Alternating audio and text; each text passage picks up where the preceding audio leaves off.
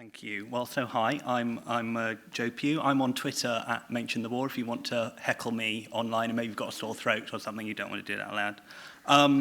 I'm a doctoral researcher in computer science in the human interaction group at the University of York, and I'm also based at the National Archives. I was very gratified yesterday to hear Val describe what I and the other collaborative doctoral award students based at Kew do as outstanding interdisciplinary research. And then I realized that wasn't a compliment, that was the target.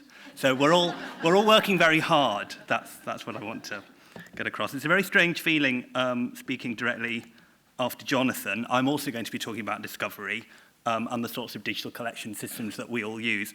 But where Jonathan is the good fairy bringing treats, I'm like the bad fairy at the christening. I bring news of some problems and some challenges, but I hope also, maybe some other treats at the end. And also, I think in defeating the bad fairy, we come to understand what our strengths are and what we can accomplish. So, I love discovery. I use it most days, but my research is in information seeking and archives. And in order to understand how users carry out their research, I've spent a lot of time observing them using discovery and other systems which hold TNA records, like Ancestry and Find My Past.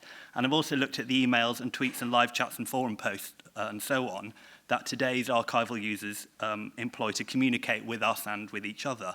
Now, everyone in this room very likely has, or very many people will have dealt with reader inquiries, and the National Archives receives them in huge quantities, maybe 2,000 emails alone a week.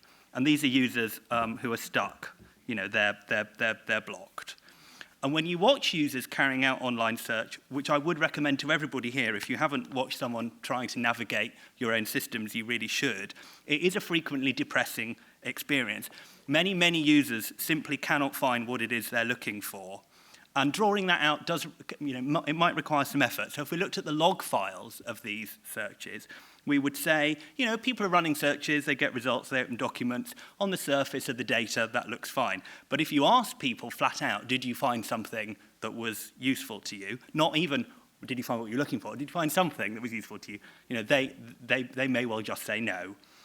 But at the same time, we have to observe the process they go through as well as asking them what they think, because searchers can't always explain the problems they're having. They literally don't know what they're missing.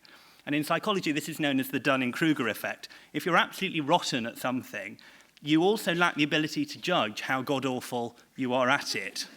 So maybe most of our users will never have seen expert search modeled, so they think that how they proceed, which after all gets the job done sometimes, is absolutely fine. Better than average, probably.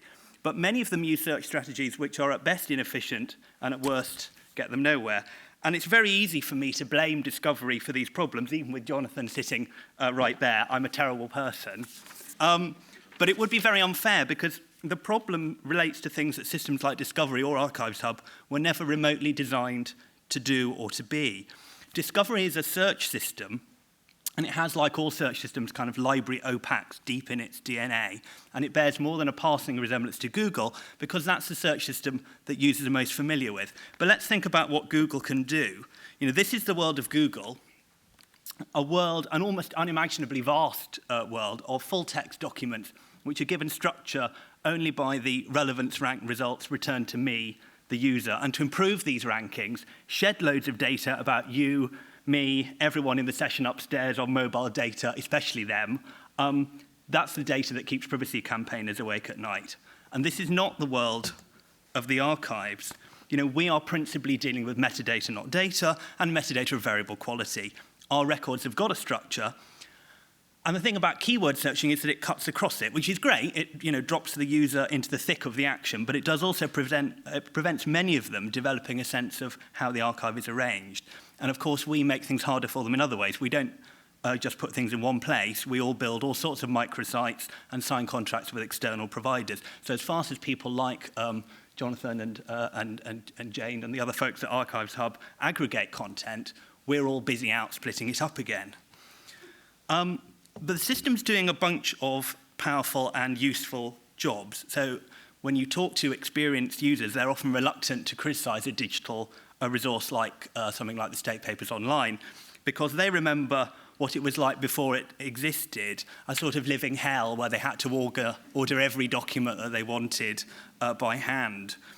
We've always said that you need some nous to use these tools. Some people might be familiar with the kind of Venn diagram on archival intelligence. So you have 3 ways in which archival users have to know their stuff, which is essentially the domain, the documents, and the design of the archive. But if we start breaking it down, we start to see how much that actually is. You know, we want users to know all of these things. It would be very helpful if they did. It would save me a lot of bother, certainly. But we expect more than that. They have to do these things as well. If we sit down and observe them, we can see all of these behaviors. So error detection, does something in this document not agree with another document? Filtering, which of these 60 results is really relevant? Sense making, how does this document fit into the theory that I'm trying to put together? Learning, given these results, what do the key record series seem to be? Note-taking once they're at the archive, prep before they arrive at the archive, term generation, what do I type in that big empty search box?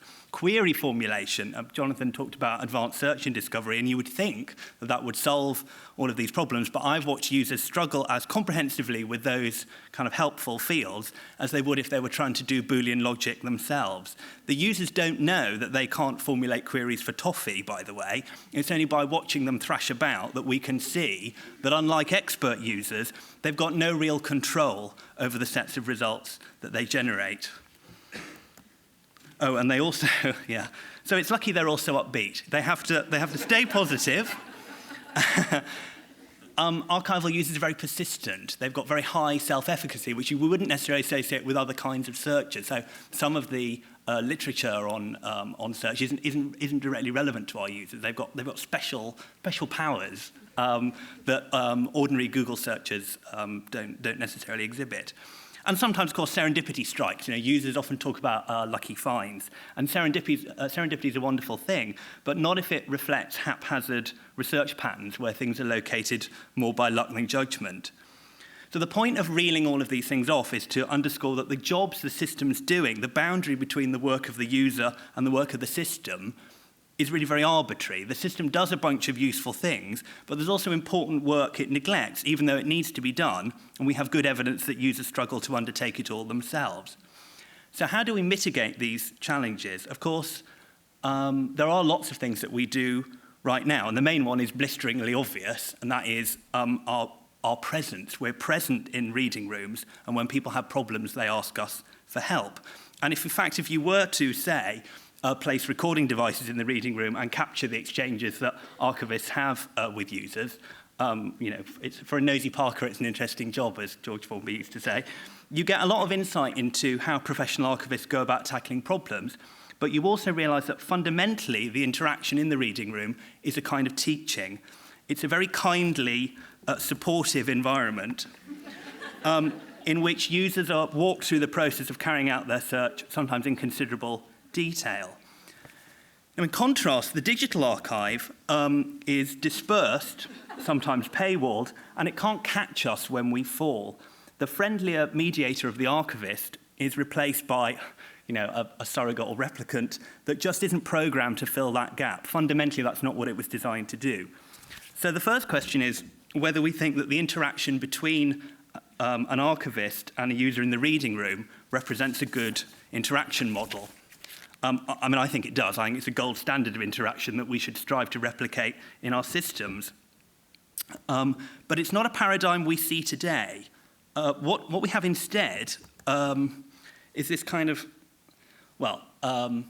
knowledge is of two kinds, said Samuel Johnson. We know a subject ourselves, or we know where we can find information upon it. So let's turn back to that huge pile of inquiries that the archives receives every week. Let's take one off the top. How does an archivist or a librarian tackle this question? Obviously, they don't know the answer. I don't know the answer. Don't write in. What they do is they provide a research strategy. That's what information professionals are in the business of doing, obviously. So if I asked this question in the reading room, I would probably be directed to the ever-thrilling Crockford's Clerical Directory. So online, what's the interaction that we would like? As things stand, we're hoping that users visit this page, which is a helpful research guide written by a crack team of experts, and then carry out their search. except that we all know that's not going to happen. Everybody knows that everybody does a search first. So best case scenario, user searches for what they're looking for, doesn't find it, but happens across this and is able to correct. However, in this case, the user didn't find what they're looking for, didn't find the guide, adds to the email pile. And what they get sent back from Q, more often than not, is a link to the research guide. So we're back to Google again, but in the most inefficient way. Your Google, the archivist is the search engine. So in order to stop this from happening and to relieve staff of a very large burden of work, I think there are a whole battery of techniques that we can employ. If it isn't already, search needs to be absolutely front and center of our website, and help must be at hand. Writing research guides which don't show up on results pages is not sensible. It's like working on the patient's left knee when the problem is in their right knee. Users need help at the site of the problem, which is amidst the search session. Oh, that's just too boring. Now, Discovery will do this. So right at the bottom of every search page, you will find some helpful search tips. But this is just the start. If a couple of years ago you typed a search term into Discovery that showed that you were totally all at sea, like if you type wills and got 1.8 million hits, that is not the sign of someone who knows what they're doing. The system would catch it, and it would offer you back a link to a research guide as well as your results. Now, that functionality has been missing in action, but actually I'm now thinking I've got Jonathan on the stage now. So could I get a round of applause for him to reinstate that within the next, few months? So I'm sure he'll look at that. Thank you very much. Thanks for your help there. So what we need to do is think much harder about how we can support users throughout the entirety of the search process. So we've got that laundry list of tasks that they're grappling with. Now, contextual help can seem very difficult, but again, interactions with archivists, I think, can show us the way. So here's an extract from a live chat conducted online by the National Archives. The archivist asks a series of questions about the First World War ancestor, which helps them to decide which research strategy to recommend. We can capture these interaction patterns and implement them as systems which take users by the hand and walk them through simple research problems, and then that leaves us more time for the complex ones. But a word of warning, it is possible to get these systems badly wrong. Interactive support dialogues require rigorous user testing. Otherwise, we end up with Clippy.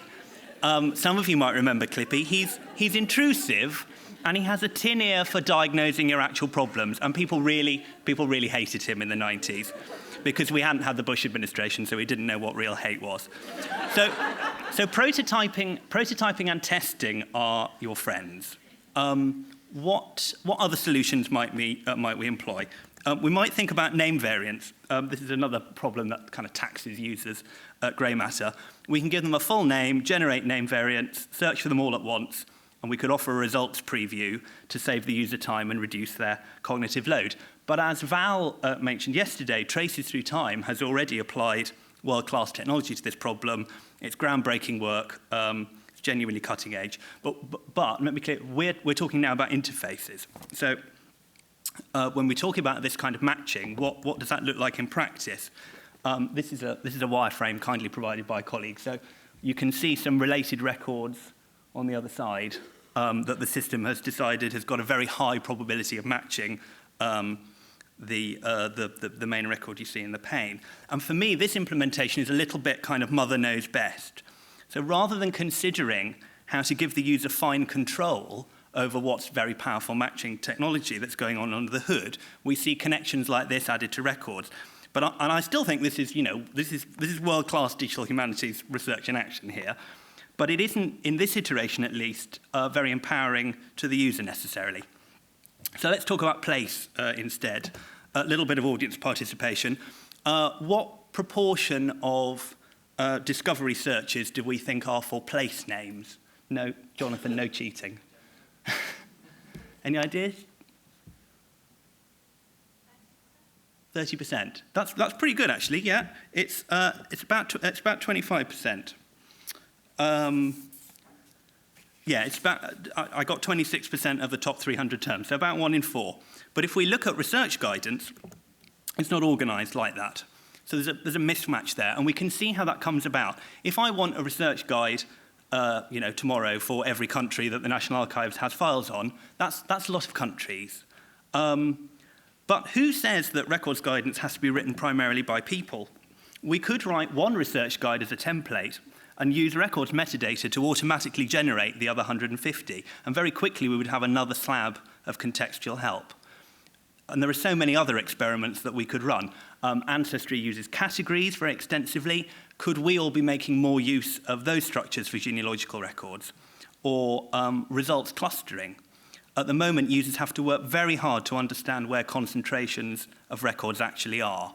Archivists are great at it, but our researchers aren't. That's one of the behaviours that separates experts from novices. So we need to experiment with methods for making those key series more visible in a set of results. Or it might be something as simple as priming. How many times as a librarian or an archivist have you suggested that users begin their search with broad, high-level terms? What would be the effect of plastering that all over the search interface? I don't know, plenty more research to be done. I could bang on about this all afternoon, but I'm a bit conscious of time. So I'm going to finish. Our online interactions, I think, need to resemble more closely our offline ones. We need to provide more support to users all the way through the extensive and lengthy exploratory search processes that they're undertaking. This is research that can occupy years and years of their time. And it's not enough that support exists somewhere on the internet. It needs to be integrated within the search system and rigorously tested to make sure it meets user needs. And if you want to know more about how to ensure that, I strongly recommend the workshop at 4, being run by Paul Amy and Emma Allen. You will get a bunch of useful techniques. You'll get to try out a bunch of useful techniques, in fact, in the course of that workshop on the subject of how to keep users at the forefront of your digital development. Catalogues need to teach like archivists, but not be like Clippy. I did say I would answer the question, how do you digitize an archivist? And I think the way to digitize an archivist is to start. Thank you very much.